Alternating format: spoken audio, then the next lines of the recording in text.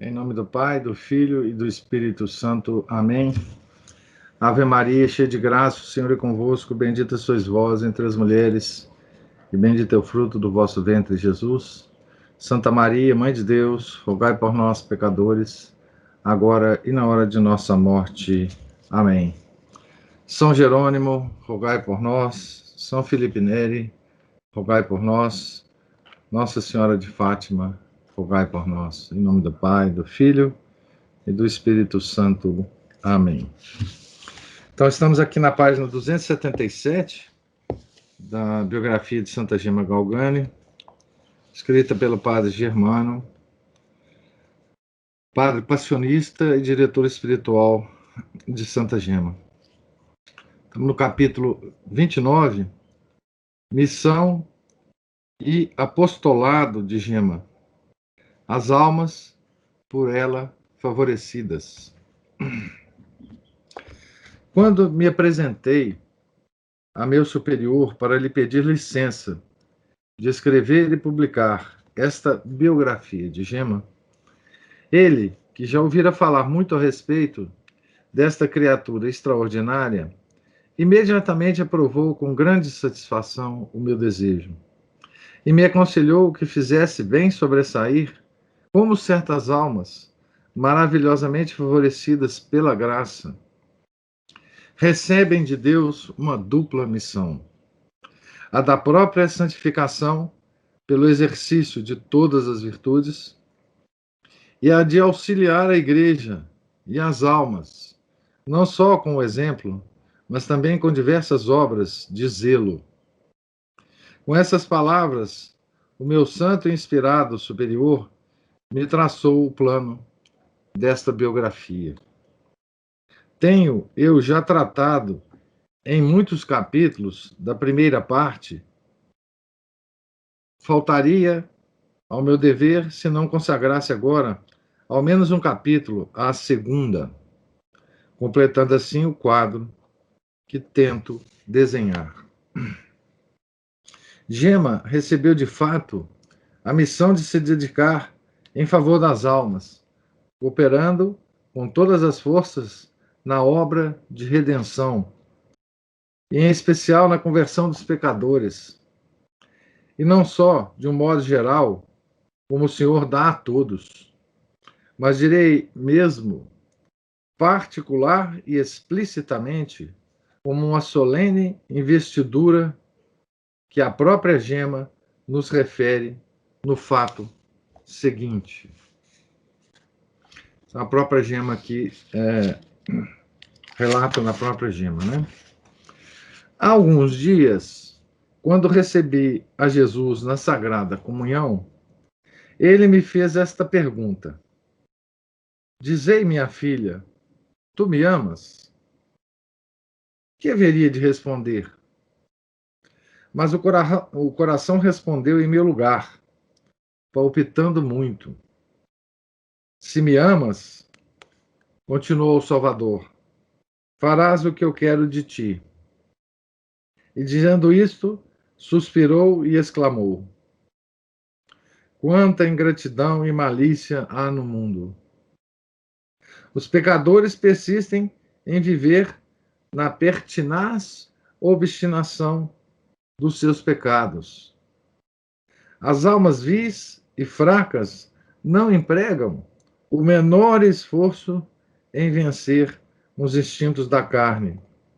Os aflitos caem no abatimento e no desespero.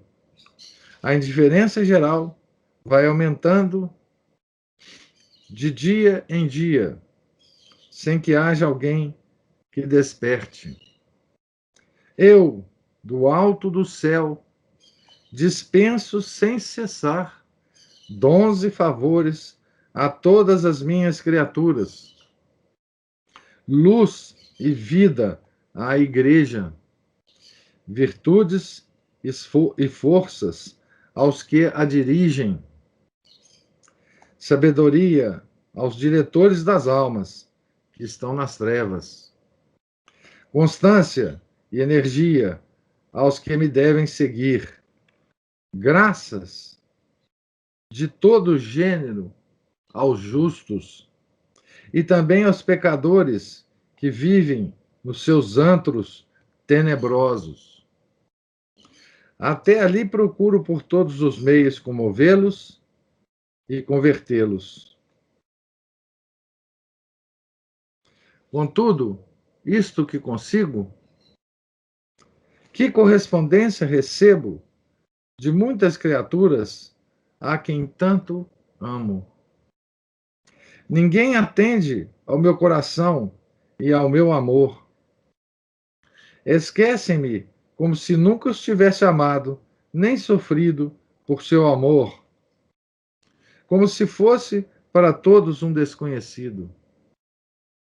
O meu coração está continuamente repassado de tristeza.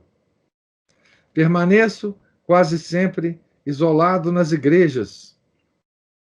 E, quando se reúnem em grande número, têm em vista outros motivos, e não o de me honrarem, chegando a ponto de converterem a minha casa em um teatro para seu divertimento. Vejo muitos, sob aparências hipócritas, atraiçoam-me em comunhões sacrílegas. São palavras de Nosso Senhor, né? Jesus ia continuar, mas eu o interrompi, exclamando cheia de dor: Jesus, Jesus, não posso mais.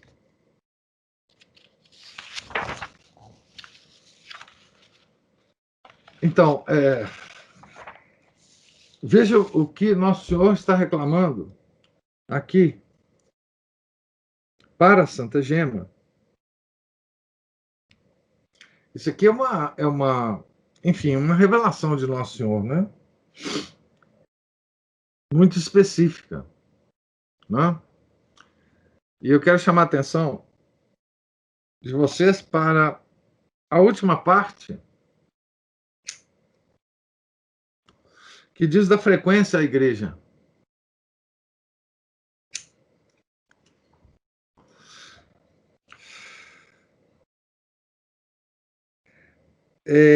Diz assim, olha, permaneço quase sempre isolado nas igrejas. E quando se reúnem em grande número, têm em vista outros motivos, e não o de me honrarem, chegando a ponto de converterem a minha casa em um teatro para seu divertimento. Vejo muitos, sob aparências hipócritas, atraiçoarem-me em comunhões sacrílegas. Gente, isso aí no início do século XX. No início do século XX. Tá certo?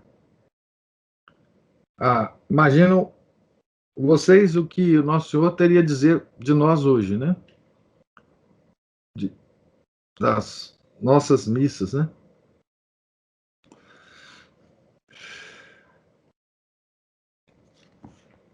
E claro, aqui está muito claro, né? A quantidade de graças que ele distribui diferentemente, né? Para os membros da igreja, para os diretores espirituais, né? Para os justos, que é o contrário de ímpio, né? Para os justos, e também para os pecadores. E ele não é correspondido. É a mesma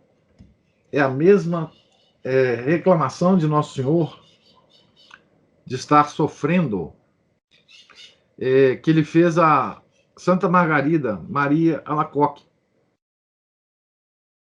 Você se lembra da leitura da vida dela.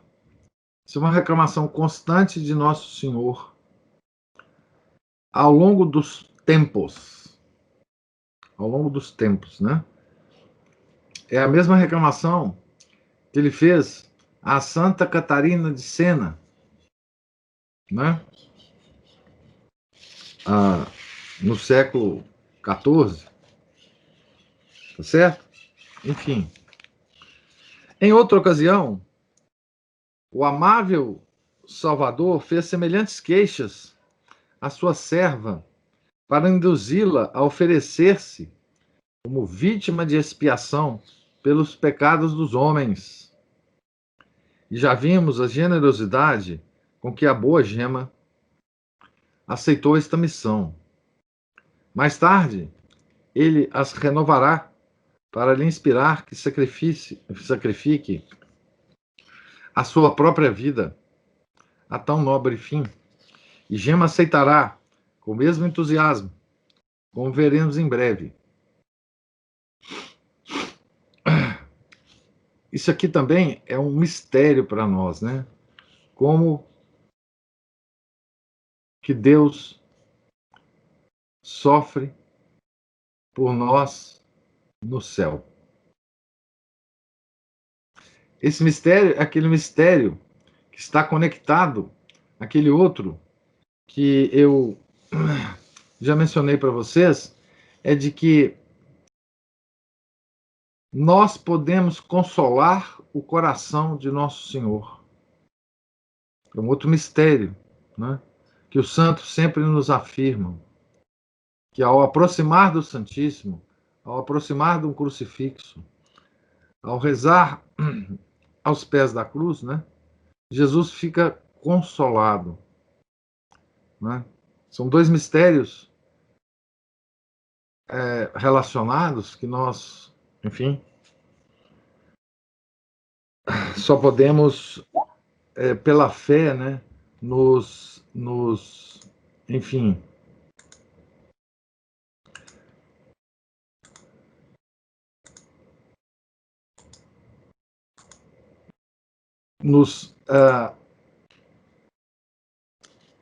nos impressionar, né? Nos assombrar, né? Diante desse mistério, né?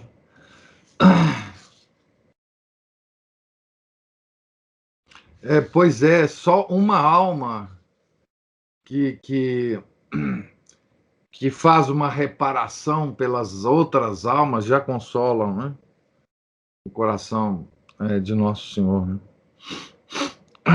Por isso que os atos de reparação são muito queridos por Nosso Senhor e Nossa Senhora, né? O Senhor queria que ela consagrasse todos os seus trabalhos à conversão dos pecadores. Se me amas, farás quanto quero de ti. E com vivas luzes lhe fez conhecer com toda a minuciosidade a forma do seu apostolado.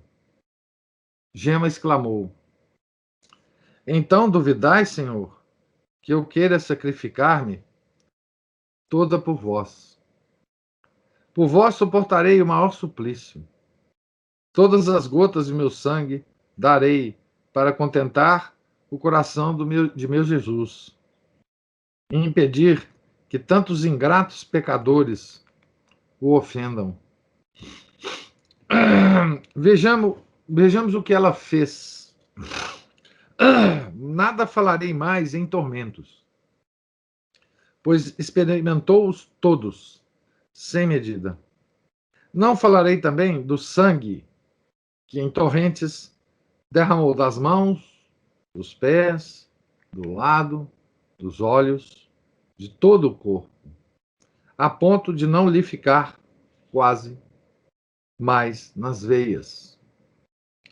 Mas que obras então poderia praticar esta virgem para ser apóstolo de Jesus Cristo? Não receeis, ó leitor, guiada pelo Espírito Santo, ela cumprirá perfeitamente a sua missão, e onde não chegar a sua ação, atingirão as suas orações e lágrimas. Quanto a mim, posso atentar que desde o primeiro dia em que conheci esta virgem, até o dia da sua morte, sempre a vi exercitando o seu zelo pela conversão dos pecadores. Digo, desde o primeiro instante pelo fato já narrado no capítulo 14. Tenho registrados outros fatos notáveis de conversões, igualmente autênticos, no meu grande repertório, que se assemelham ao precedente. Omito-os para não ser tão difuso e para evitar repetições. Gema tinha conhecido o meio de comover o coração de seu Jesus. E as suas lágrimas inocentes, os seus suspiros inflamados, a força dos argumentos que sabia tão bem empregar, obtinham sempre o seu efeito. Só no último dia é que saberemos quantas almas esta humilde donzela arrancou das garras de Satanás. O que é certo é que ela não passava um dia sem rezar pelos pecadores, e disto fazem fé as relações dos seus êxtases, em que, sem pensar, revelava toda a sua alma. Vejamos, abre aspas, Senhor, se me desseis um por dia, repetia muitas vezes, e continuava, ó Jesus, não abandoneis os pecadores.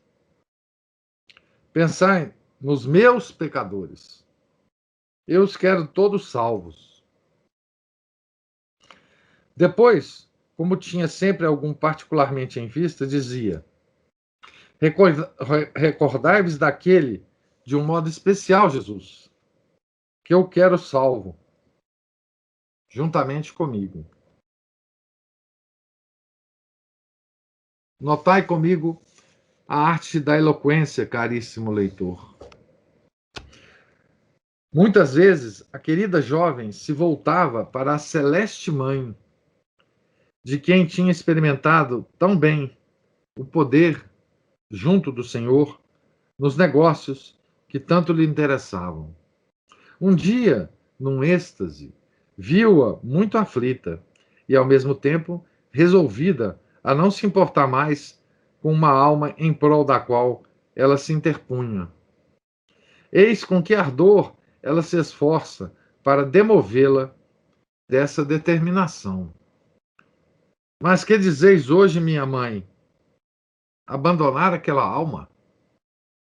Mas não é uma alma de Jesus? Por ela, Jesus não derramou todo o seu sangue? É verdade que eu também me esqueci dela nesses dias. É por isso que a quereis abandonar? Não, não, conservai-vos firme. Ide aplacar a Jesus. Aqui, a Santa Gema estava falando assim, né? Com a nossa Mãe Santíssima, né? A Santa Mãe parecia achar a empresa difícil. Gema continua. Jesus obedece sempre à sua mãe. Dizeis que não conseguiríeis? Mas se sois onipotente. Aqui tem uma explicação dessa expressão, né, do editor aqui.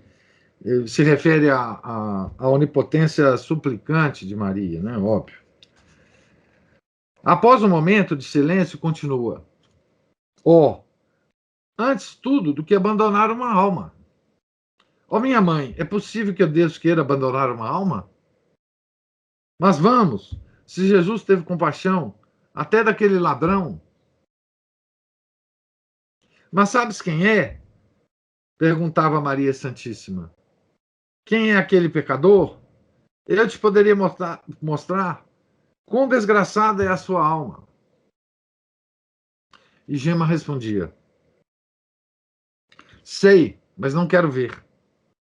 Quando for salva, então sim a verei. A minha mãe, não falais hoje assim? Vós que intercedeis sempre pelos pecadores? Talvez deixasseis de ser sua mãe? É impossível, minha mãe. Mas hoje querereis deixar-me assim aflita?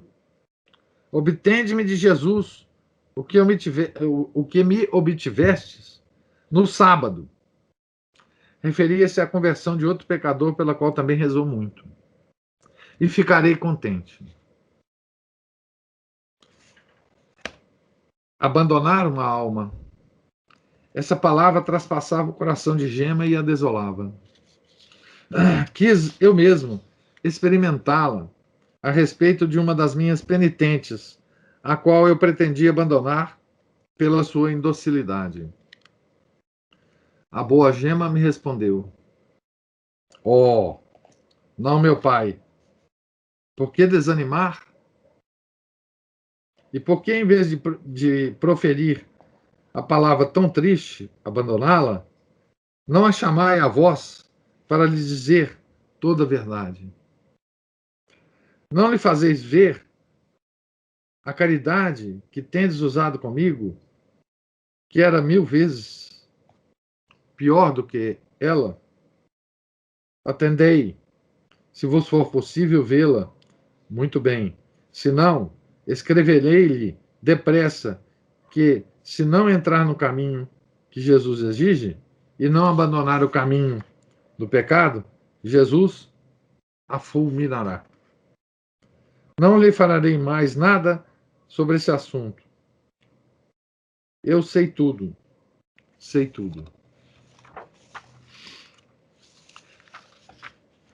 Mas não pôde guardar por muito tempo a sua resolução.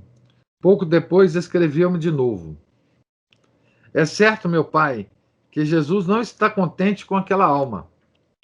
Não, não. Oh, ele nos ama muito, mas mostrou-se tão severo. Dizei-lhe que, se não se emendar, Jesus a abandonará. Fazei assim, ó meu pai, e quando a virdes, falai-lhe, a meu respeito, e aconselhai-lhe que me venha procurar. Se ela tivesse vindo já, tudo isso não lhe aconteceria. Olha com que firmeza, né?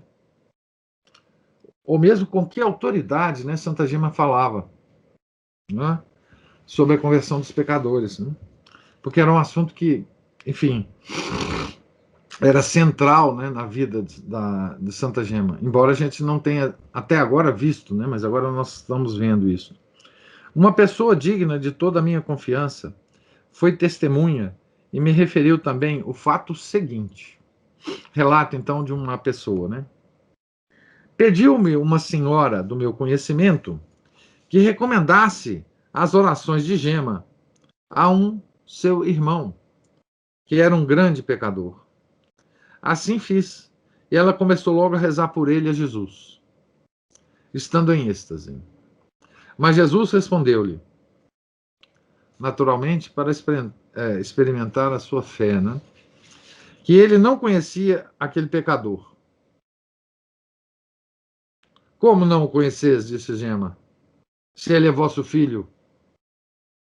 Depois dirigiu-se a Maria, mas vendo-a silenciosa e chorando, voltou-se para o bem-aventurado Gabriel, passionista, né? São Gabriel de Nossa Senhora das Dores.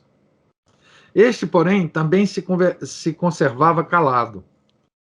Gema, contudo, não perdeu a coragem e redobrou a sua oração.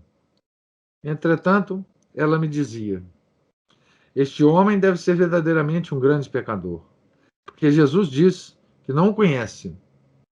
A mamãe chora e o irmão Gabriel não me responde. Depois de quase um ano de incessantes súplicas, um dia em que eu ia à igreja com Gema, encontrei a serva da dita senhora, toda alvoroçada, que nos disse que o referido irmão estava moribundo. Ficamos muito consternados, mas apenas tínhamos dado uns 20 passos, e Gema exclamou em voz alta: Está salvo. Está salvo. Perguntei-lhe quem. Respondeu o irmão da senhora. Soube depois que este homem morreu apertando a mão do sacerdote. Quando a criada voltou para casa, o que coincidia exatamente com o momento em que Gema disse: está salvo, está salvo. À vista deste fato, pessoas amigas, levadas pelo zelo de Gema e pela elevada estima que tinha de sua santidade, apresentavam-lhe constantemente pecadores, pedindo que lhes alcançasse a conversão.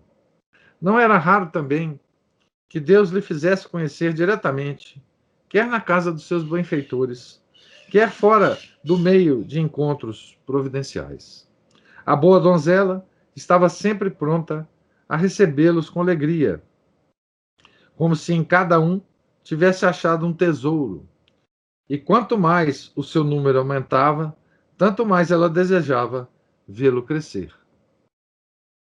Quereria banhar com meu sangue todos os lugares em que Jesus é ofendido. Quereria que se salvasse todos os pecadores, porque foram remidos com o sangue de Jesus. Vocês vejam que a Santa Gema quer salvar os pecadores por causa do sangue de Nosso Senhor, né? Certo? Por, por amor a esse sangue derramado à cruz, né? É quase que a gente pudesse dizer o seguinte: não é pelo pecador em si, né? Mas pelo esforço que Nosso Senhor fez para salvar a todos, né? O último pelo qual particularmente se empenhou, ou como ela dizia, a quem carregava sobre os ombros, foi um habitante de Luca, pecador famoso e obstinado, que ela não conhecia pessoalmente. Durante muito tempo, a caridosa Virgem se esforçou para obter a sua conversão e continuamente lutava sem desanimar. Na sua última doença, disse: carregá-lo-ei nos ombros durante toda esta quaresma, depois o deixarei. A respeito do pecador, né? A Aline está falando assim: ó, hoje não temos o padre para a última confissão. Não é fácil de entrar nos hospitais, sim, claro. Hoje é muito difícil isso, inclusive, né?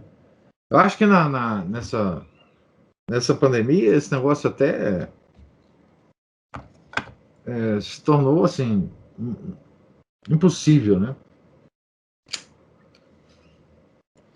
Um padre visitar um doente, né? Na Quinta-feira Santa, o piedoso sacerdote que lhe tinha recomendado esta alma veio dizer-me, muito alegre, que um grande pecador se tinha convertido na sua presença. Era o pecador de Gema.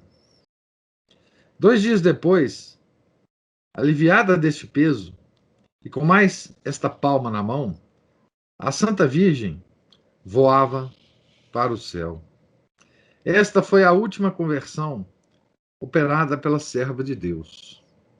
A primeira, que será talvez agradável ao leitor conhecê-la, deu-se antes que Gema recebesse a solene investidura do seu apostolado, quando, residindo ainda na casa paterna, foi acometida da grave enfermidade que a reduziu ao fim da vida. Entre as mulheres que lhe prestavam então seus serviços, havia uma que não procedia bem. As pessoas da casa queixavam-se dela. Gema, porém, exclamou, o rosto inflamado: como? Foi porventura Madalena repelida por Jesus, por ser pecadora? Deixai-a vir. Quem sabe, se não lhe poderei fazer algum bem. Não a afasteis de mim, eu vou-lo peço. Então, ainda que extenuada e quase moribunda, começou a interessar-se por ela. O caso era difícil, porque a pobre mulher vivia no infame ofício. Mas que coisa não pode a caridade de Jesus Cristo, exercida por uma alma tão ardente como a de Gema? Sua tia de Camaiore lhe mandava, de vez em quando, algum dinheiro para atender às suas urgentes necessidades. A doente, porém, em vez de gastá-lo consigo, dava-o à pecadora com inefável bondade, pagando até o aluguel da casa em que habitava, para que não tivesse de procurá-lo, ofendendo a Deus. Quando alguém lhe perguntava: que fez do dinheiro que recebeu de sua tia? Respondia: tranquilizai-nos, que não desperdiço uma moeda. Vereis e sabereis o uso que eu faço dele. De fato, com essas repetidas indústrias e com suas ardentes e infatigáveis exortações, em pouco tempo adquiriu tanto império sobre aquela alma que a arrancou das garras do inimigo. Aconselhou-a a fazer uma confissão geral, e daí por diante essa mulher viveu como boa cristã. Naturalmente, o inimigo devia fremir de raiva diante do zelo da piedosa Virgem, que lhe tirava das mãos as melhores presas. Aprecia-lhe, por vezes, com olhos chamejantes, apreciava-lhe, né? E gritava, aqui tem um erro, né? Apreciava-lhe, por vezes, com olhos chamejantes, e gritava com voz ameaçadora. Isso é o demônio, né? Quanto ao que te diz respeito, procede como os quiseres, mas tem cuidado em nada fazeres em favor dos pecadores, porque senão tu me pagarás bem caro. O demônio não gosta da conversão dos pecadores, né? Obviamente. Outras vezes, o demônio se disfarçava em prudente conselheiro. Como, dizia ele, de onde te vem tanta presunção? Estás carregada de pecados. Todos os anos de tua vida não são suficientes para chorá-los e expiá-los. E perdes o tempo em te ocupares com os pecados alheios? Não vês que tua alma está em perigo? Belo lucro, ocupar-se dos outros e descuidar-se de ti. Vãos esforços. Uma vez, estando em êxtase, ela disse a Deus: queres saber, Jesus, quem me proibiu de me ocupar com os pecadores? O demônio. Mas, pelo contrário, Jesus, pensai nos pobres pecadores, que eu vos recomendo. Ensinai-me a fazer muito para salvá-los. Se algum deles se mostrava hostil, as orações então se tornavam 100 vezes mais fervorosas. Eis uma prova dentre outras. Jesus, por ordem do confessor, eu vos recomendo o meu maior inimigo, o meu pior adversário. Guiai-o, acompanhai-o, e se vossa mão deve pesar sobre ele, que se descarregue antes sobre mim. Encheio de benefícios, ó meu bom Jesus, não o abandoneis e consolai-o. Deixai-me sofrer, não importa, mas a ele, não, eu vou-lo recomendo agora e sempre. Fazei-lhe muitos benefícios, o dobro de todo o mal. Meu Jesus, que ele me quereria fazer, e para mostrar-vos que eu o amo, amanhã comungarei por sua intenção. Ele pensará, talvez, em nos prejudicar, e que nós lhe desejamos tanto bem. Esta serva de Deus não tinha só o mais ardente desejo de salvar os pecadores extraviados, mas também o de ajudar a todas as almas a progredir no amor de Deus e servi-lo com fidelidade e aperfeiçoar-se em todas as virtudes. Não podia ter paz à vista de tanta tibieza dos cristãos dos nossos dias, principalmente dos sacerdotes seculares, irregulares e dos religiosos dos conventos. Não contente de rezar sem cessar por todos, aproveitava de todas as ocasiões para aconselhar, advertir corrigir e, quando preciso, até ameaçar em nome de Jesus, para que cumprissem com seus deveres. Isto certamente não agrada a Jesus, dizia ela a uma pessoa. Deveis deixá-lo. E a outra, para agradar a Jesus, deveis proceder deste ou daquele modo. Um venerável superior foi uma vez consultá-la e lhe perguntou, na minha presença, se agradava ao Senhor o seu modo de governar. Superior de um convento, né? Gema, que sabia ser ele um pouco precipitado nas suas decisões e áspero para seus súditos, respondeu: Senhor padre, seria melhor proceder com mais reflexão e usar sempre de doçura. De outro modo, não contentareis a ninguém. A donzela, cheia de simplicidade, manifestava a todos o seu modo de pensar com modéstia e humildade, mas sem nenhuma reticência. Sim, sim, não, não, né? Ela falava poucas palavras, mas nunca deixou de falar, né, a verdade. Entretanto, não desagradava a ninguém a sua franqueza, por conhecerem todos a sua candura evangélica. Ela escrevia cartas de empenho aos diretores das almas suas conhecidas e a seu próprio confessor, para lhes pedir que corrigissem algumas de suas penitentes. Aquela alma ama-se mais a si do que Jesus. Diga-lhe que não pode ser assim e corrija-a. Se escrevendo para os diretores e os confessores. Né? Nem mesmo se o seu diretor foi poupado. Muitas vezes, o seu diretor era o próprio padre Germano, né? Advertia-o francamente de seus defeitos de viva voz, ou por escrito, e sempre com razão.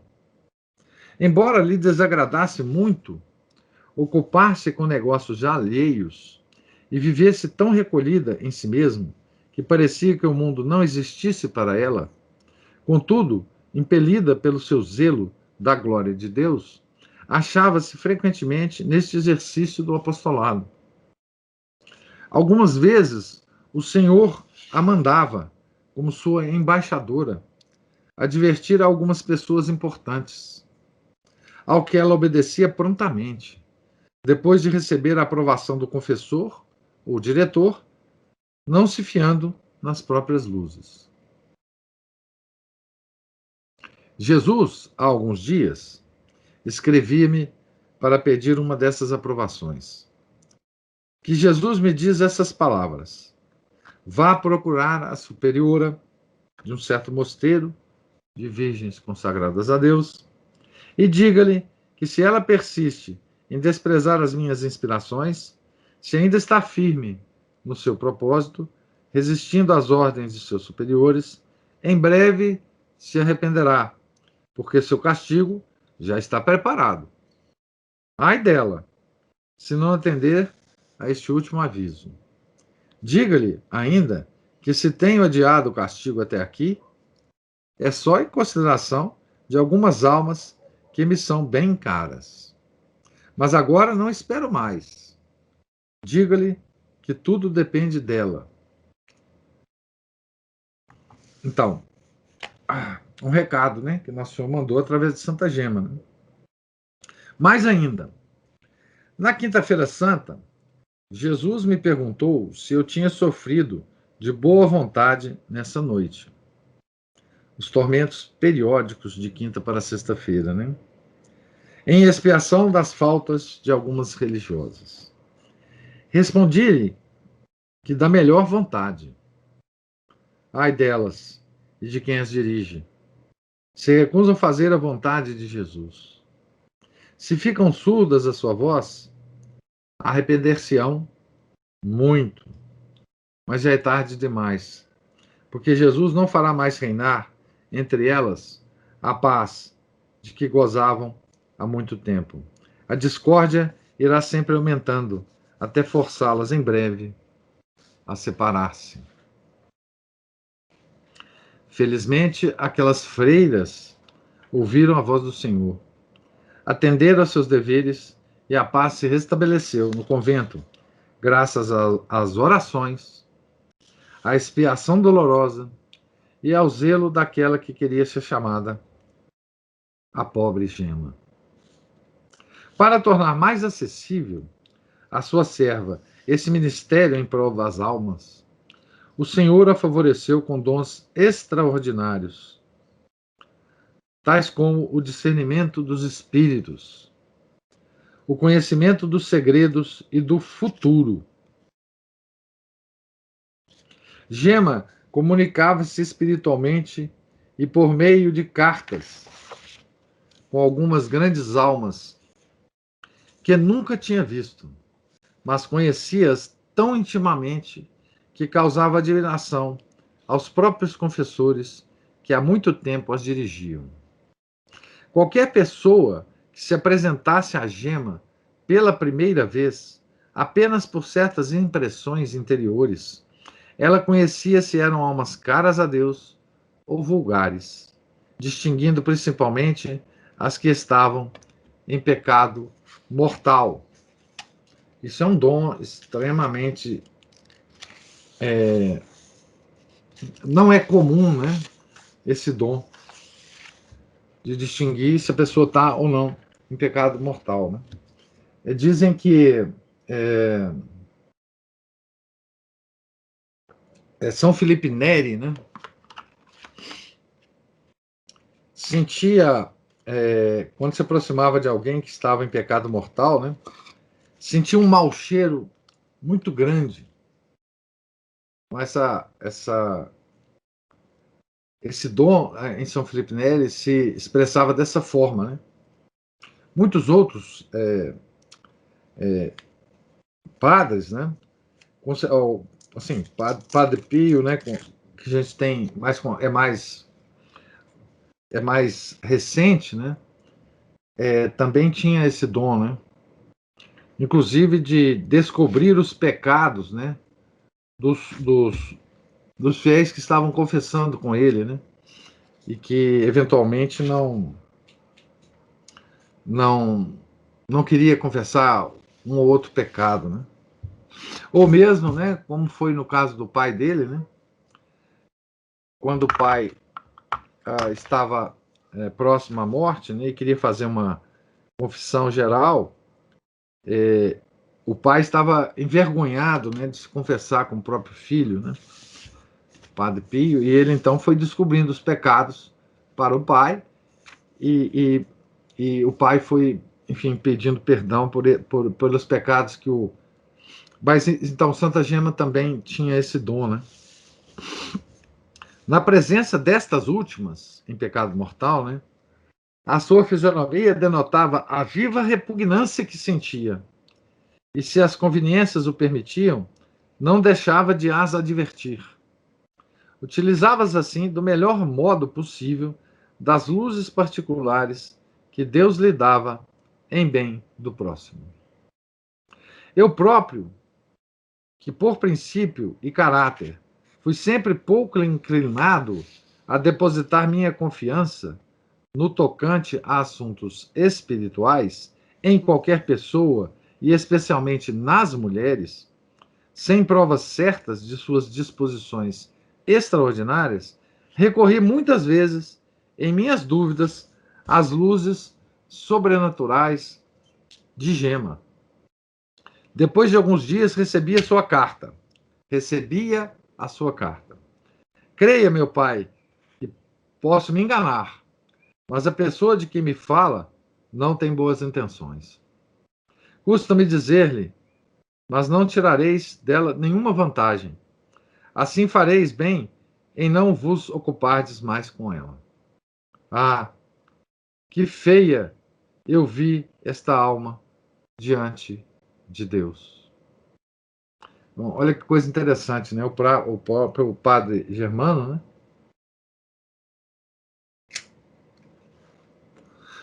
Se aconselhava com Santa Gema a respeito de uma outra alma, né? A Aline diz aqui, né? Que bela parceria, né? Entre Santa Gema e Padre Germano, né? Belíssima parceria. Em prol das almas, né? Em prol da melhor eficiência do sangue de Nosso Senhor derramado na cruz, né? Veja que o centro de tudo, em todo o trabalho de apostolado católico, está a salvação das almas. Ela pode se revestir de muitas coisas externas, né? Ela pode se revestir de muitas coisas externas, de caridade, né? De ajudar os pobres, etc. Mas o objetivo sempre terá que ser a salvação das almas, a vida eterna, né? O futuro não tardou a me demonstrar a verdade dessa apreciação que ela fez em relação àquela alma, né? E dei graças a essa Santa Virgem de me ter esclarecido em tempo. Em outras ocasiões, pelo contrário, ela me tranquilizava sobre certas almas que, a julgar pelas aparências, me inspiravam desconfiança e que eu estava prestes a abandonar. E ela sempre tinha razão. Ela anunciava com igual segurança as consequências funestas que resultariam se não fosse observado o que o Senhor lhe tinha transmitido. Sobre este ponto, teria muitas provas a dar, mas abstei-me por brevidade, contentando-me com indicar o fato. Gema, quase sempre silenciosa e concentrada, se mostrava muito sóbria nessas predições.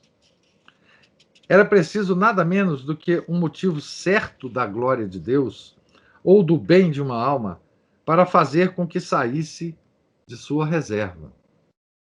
Fora desses casos, nunca se deu ares de profecia. Digo nunca. Em geral, quando a consultavam, fosse embora o próprio diretor, respondia modestamente: Não sei, pergunte a Jesus. Eis, conforme as suas próprias palavras, como lhe vinham de Deus essas luzes sobre o futuro e os segredos. Meu caro pai, digo somente a vós. Às vezes, sem pensar em nada, vem uma luz ao meu espírito. Não me detenho nessa ideia, mas um dia depois reconheço que a inspiração vinha de meu Deus. Acontece-me isso muitas vezes, mas tudo em silêncio. Tal é de fato, conforme a opinião dos teólogos, o modo mais comum com que o Senhor costuma falar a seus servos. O que já fiz ver quando tratei das divinas locuções.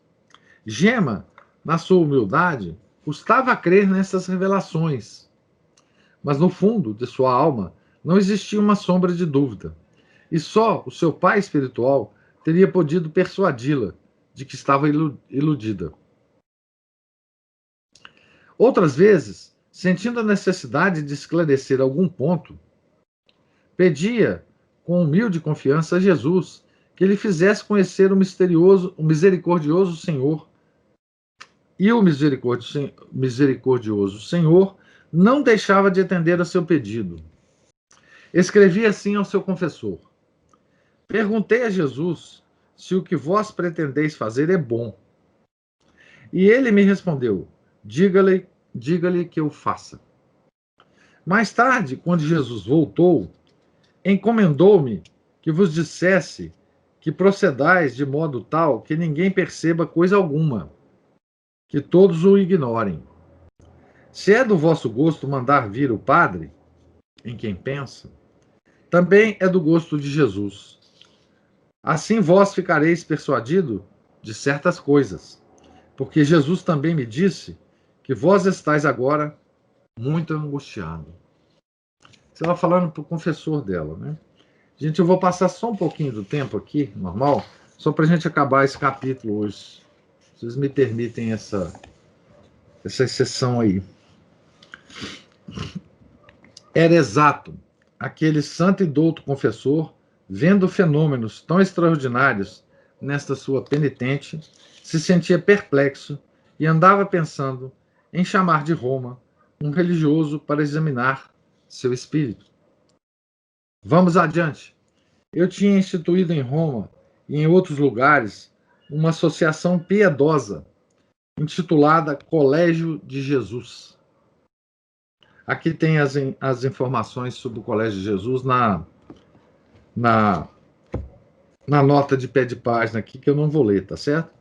Consistindo numa seleção de almas generosas que, sem nenhum aparato de cargos e ofícios, sem secretários de caixas, se aplicassem em cultivar em si mesmas a vida interior. E, sob a direção de um bom sacerdote, se dedicassem, cada uma conforme a sua capacidade, a trabalhar nas igrejas pelo decoro do culto divino, especialmente da Sagrada Eucaristia, e também nos hospitais, nas prisões, nas famílias, enfim, em toda parte onde se encontrassem almas para auxiliar e desordens para corrigir. A regra da piedosa sociedade geralmente agradou. Em pouco tempo, inúmeras pessoas se inscreveram e, graças a Deus, fez-se bastante bem.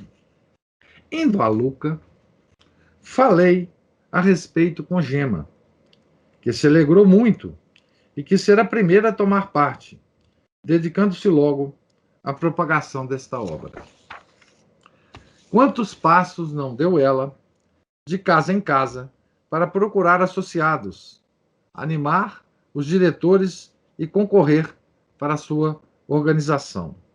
Em seus êxtases, falava frequentemente a Jesus sobre esta associação e Jesus lhe dizia que ele era muito agradável e que ele abençoava com particular amor a todos os que nela entravam.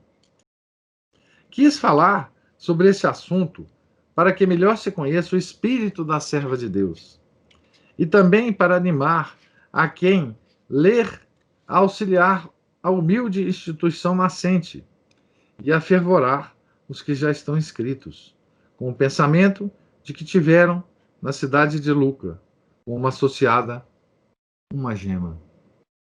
Que direi também do zelo com que a piedosa jovem auxiliava as almas padecentes do purgatório. Se o amor, quando é verdadeiro, não tem limites, certamente o de Gema, que tinha atingido o máximo grau de perfeição, não os podia ter. De fato, o interesse que tinha por aquelas pobres almas era extraordinário. Em seu sufrágio, oferecia a Deus as suas contínuas orações e penitências, seus grandes sofrimentos físicos e morais. Mas entre estas, como com os pecadores, sempre havia algumas que eram privilegiadas. Sim, dizia ela, sofrer pelos pecadores e, em particular, pelas almas do purgatório, sobretudo por esta, e nomeava uma. E o Deus da misericórdia, que tanto desejava receber depressa no céu estas almas justas, estimulava cada vez mais o zelo da sua serva e lhe fornecia novos meios de expiação. O anjo me disse, escrevia ela, que nesta noite Jesus me fará sofrer mais um pouco, isto é, durante 2 horas, começando às 9, em favor de uma alma do purgatório. E ela confessa, foi muito forte esse sofrimento, e durou exatamente o tempo anunciado. Doía-me tão excessivamente a cabeça que cada movimento que fazia me ocasionava tormentos terríveis. O céu aceitava a generosa expiação de uma criatura tão digna, e as pobres almas se sentiam aliviadas de seus sofrimentos e viam diminuir o tempo do seu cativeiro. Falemos de uma em particular. Gema conheceu, por luz sobrenatural, que no mosteiro das religiosas passionistas de Corneto havia uma freira muito agradável a Deus, que estava gravemente doente, e me perguntou se era verdade. A minha resposta afirmativa suplicou a Jesus que fizesse pagar àquela freira, aqui do mundo, no leito de dor, as suas dívidas, à justiça divina, para que, morrendo, pudesse voar logo para o céu. O Senhor a atendeu, ao menos em parte, porque a boa religiosa só morreu depois de alguns meses de cruéis sofrimentos. Gema comunicou a notícia da morte a todas as pessoas de casa, para lhes pedir sufrágio por essa alma, dizendo o nome completo da falecida, que ninguém em Luca conhecia: Maria Teresa do Menino Jesus. Ela lhe tinha aparecido com um semblante repassado de dor, implorando o seu auxílio nas penas terríveis que sofria no purgatório por causa de certos defeitos. Não foi preciso mais para comover todas as fibras do coração da boa Virgem. Desde aquele dia, não teve mais sossego. Rezava e chorava sem cessar, e lutava amorosamente com o seu Senhor. Como não tivesse mais nada em que se ocupar, tudo empregava nesta intenção. Ó oh, Jesus, salvai-a! Exclamava. Jesus, mandai depressa Maria Teresa para o céu. Ela é uma alma que vos é tão cara. Fazei-me sofrer muito por ela, pois eu quero salvá-la. A generosa donzela, como vítima voluntária, sofreu por 16 dias inteiros, no fim dos quais a justiça de Deus, estando satisfeita, aquela alma ficou livre. Eis como Gema me deu a conta, me contou, né?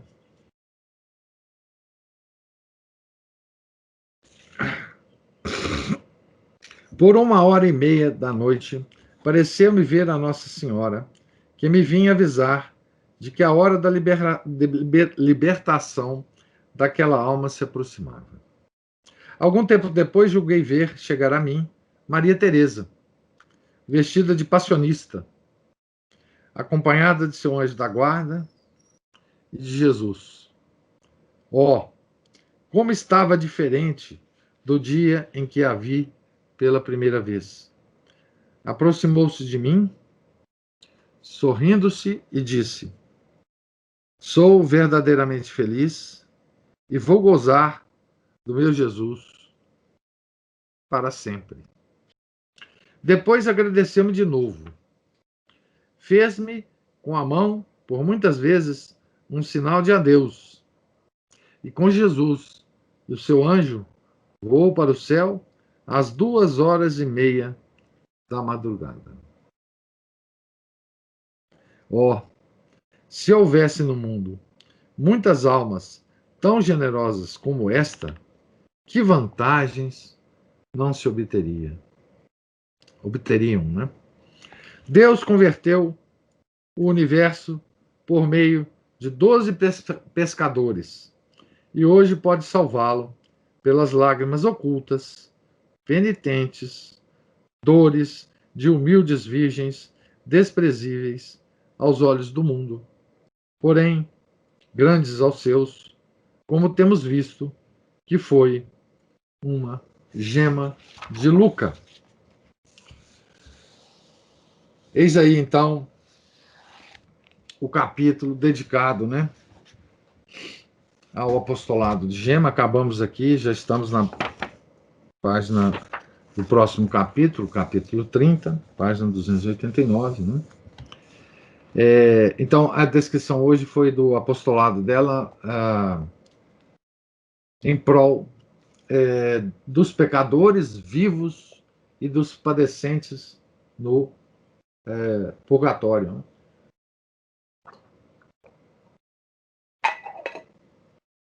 Pergunto se há, já estamos aqui atrasados, mas se há alguma observação, alguma pergunta sobre a leitura de hoje.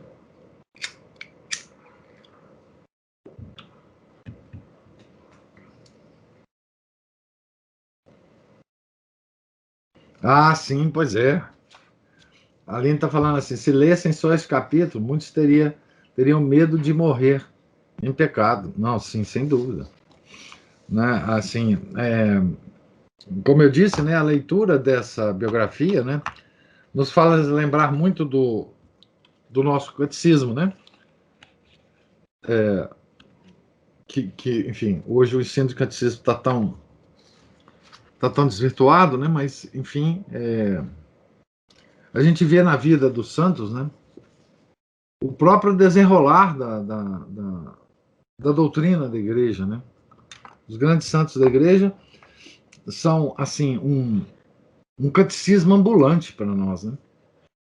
As suas ações, as suas orações, os seus, enfim, comportamentos, né? Então, gente, Deus lhes pague aí pela paciência de me ouvir aqui até agora. Tenham todos um santo dia, e se Deus permitir, amanhã nós continuaremos aqui da página 289 em diante, certo? Fiquem com Deus. Em nome do Pai, do Filho e do Espírito Santo. Amém. Ave Maria, cheia de graça, o Senhor é convosco. Bendita sois vós entre as mulheres, e bendito é o fruto do vosso ventre, Jesus. Santa Maria, Mãe de Deus, rogai por nós, pecadores, agora e na hora de nossa morte. Amém. Santa Gema Galgani, rogai por nós. São Jerônimo, rogai por nós. São Felipe Neri, rogai por nós. Nossa Senhora de Fátima, rogai por nós. Em nome do Pai, do Filho e do Espírito Santo. Amém.